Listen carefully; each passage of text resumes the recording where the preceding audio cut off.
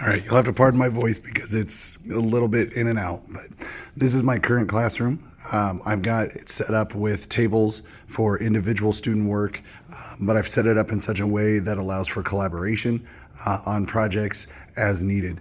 The way that my art room works is my tables will move depending on the type of project we're needing. So if I need more room in the middle, I can set up still lifes. I can set up, different activities for the students. So the configuration of the tables is not necessarily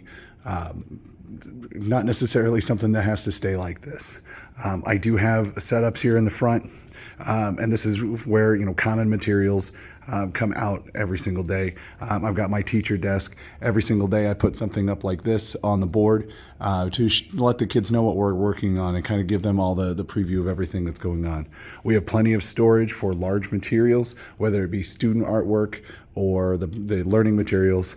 This is a flexible space that changes depending on what we are working on, and kind of just all of these spaces around here do that. I've got different places or different tables that I can move into the different areas for the different projects we're working on, the different classes that we're working on. I have storage area in the back, so that one is an old dark room that we can actually use as a dark room, or we can use for various things and all sorts of storage.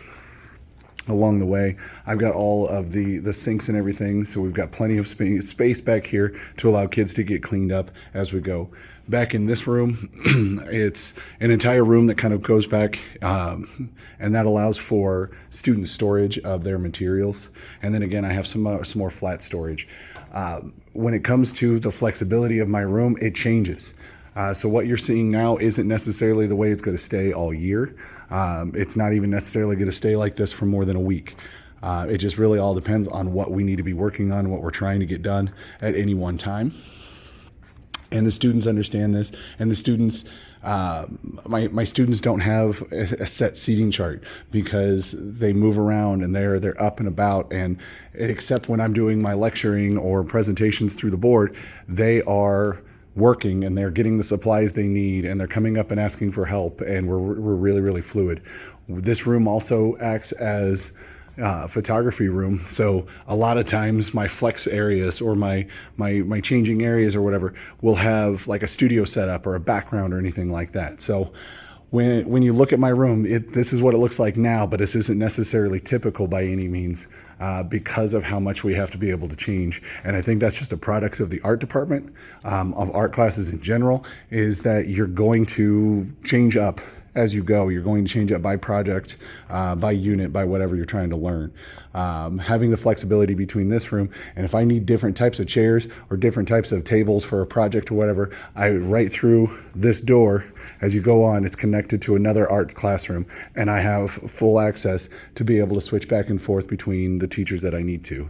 The other really nice thing that we have is a flexible learning when the weather is nice. I have a door that goes right outside and a patio space that allows students to get out here and they can work. We take them out to go take photos and everything like that.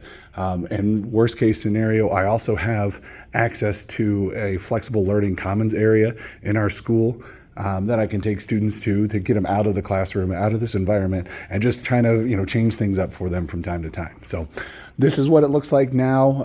As I think about the way to redesign it, some of my bigger stuff is a little bit hard to move around, but there are some options in the way that we're doing things, in the way that I have the lighting. But again, it's just kind of fluid and flexible as we work around it.